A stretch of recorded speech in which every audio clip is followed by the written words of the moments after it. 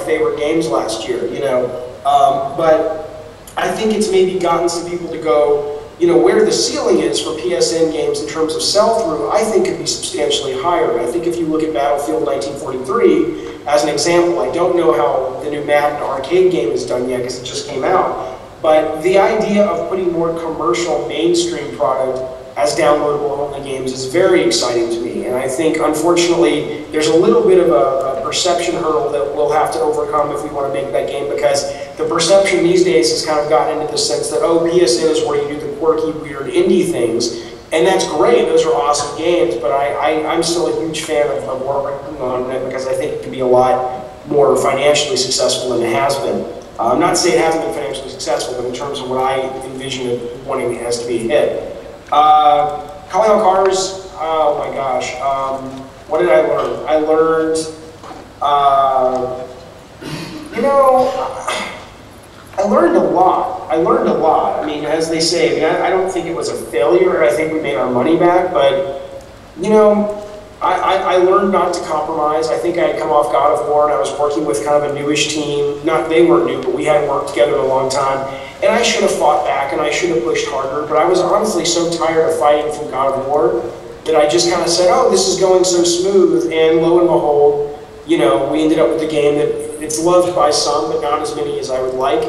I think I learned that $10 is a lot of money. That's what we sold it for here in America, and as much as I think, it's 10 bucks, whatever, it really kind of put it in my head that no matter how much you charge, you should really bust your tail to always provide quality and perception of value, and we should have shipped with more levels, we should have shipped with more weapons, and I think thematically it was wrong for the market at the time, and it's probably still wrong. That title was a little too kiddie and a little too soft for people who've gone out and spent $5.99 on a new piece of hardware, I think.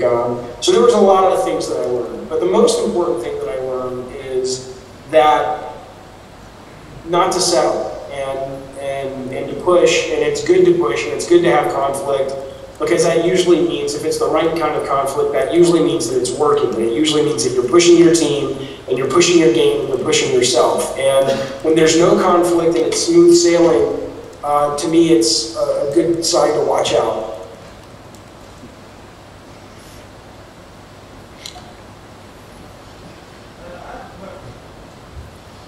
I have a question. How much content got cut from the games that you've been making?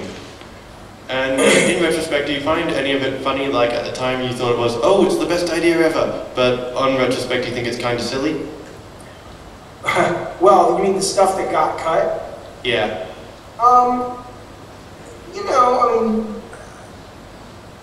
I mean, there's always stuff that gets cut all along the way. I mean, and sometimes it's, you know, we got real close to having this, I thought it was very cool and still think it's cool, it was this elevator ride up to the top of the Titan Temple, Pandora's Temple in God of War, and it was in a sandstorm. And I thought that would have been really cool, but we couldn't get it done in time. But, you know, there was a missile that I thought was the coolest idea in the world in the first Twisted Metal that was called the Singing Missile. And when you fired it, it played My Way by Frank Sinatra. And I just thought that was so clever.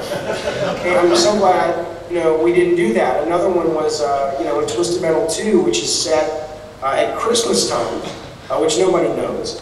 I wanted to have the background music the Mariah Carey song, All I Want for Christmas Is You, which I thought would be so ironic and clever, because here we are blowing up cars and we've got this little cheesy pop song. But when we actually tried to make it work, it just came off as stupid. So, I mean, you know, things get cut, and you're glad they get cut, and you're glad you go, what was I thinking, thank God it got cut, and things that get cut and you know, are disappointed. We had 2 more bosses planned for God of War.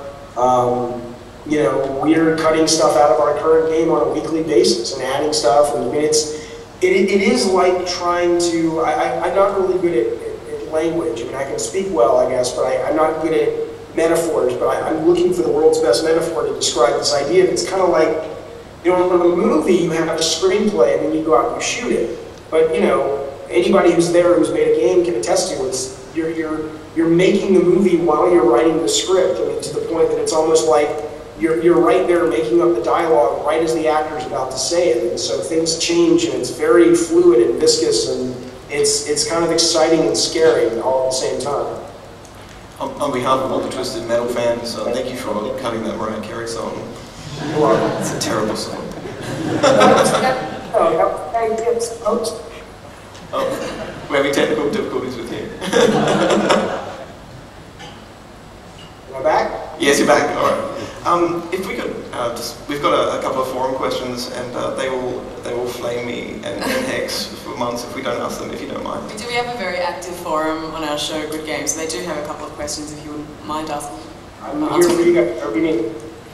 Cool. Okay. Well, the first one's from Dr. Spartacus, who asks, you once talked about there being a lack of creative people in gaming a few years back. Do you think that's still the case?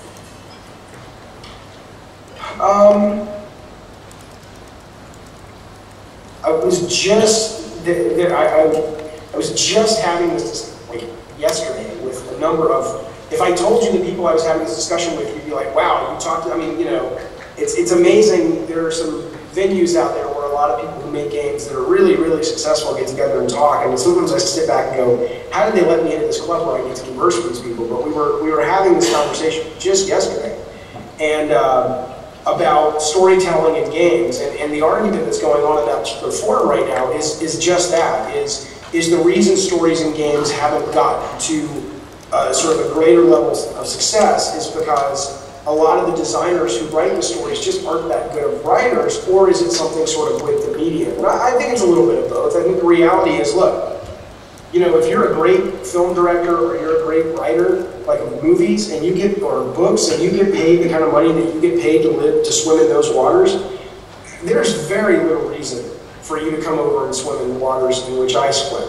because the money is nowhere near as good. I mean, you can invest less time to write a spec screenplay and sell it for $2 million, or you can spend 3 or 4 years of your life on a video game and, you know, hope you walk away with a decent bonus, even though the company that funded that game is making a lot of money. So I think part of it is true, is just that, you know, we don't incentivize the kind of creative people that we could as much as we could. But that's not to say we don't have those people. We have the Tim Schafers, we have the Genova Chins, you know, we have the Peter Bonos, you know, we have people in our industry that are amazingly creative and talented, but in terms of, are they talented at writing stories that might elevate the industry and elevate storytelling, which I think is what I was referring to at the time.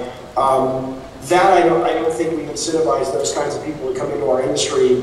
And a lot of it is because we don't know if it matters. I mean, you know, you can write a great movie or write a great book, and the audience will respond to it in a way that is commercially viable. But think about all of the great games that we talk about, their artistic triumphs, or at least come close to being artistic triumphs, and then think about the games that kick the crap out of those games in sales. Crappy games based on B- animated kids movies that come out go on to sell 6, 7, 8 million copies. And a game that, you know, that we all love and talk about as some sort of triumph of the industry, nobody shows up for beyond maybe allowing it to just break even. And so a lot of it also is that our audience doesn't really seem to reward that financially either. Okay, the next one we've got is from Paulos92. It's a bit of a funny one. He wants to know, well, he thinks God of War is good, but wants to know why have sex in it.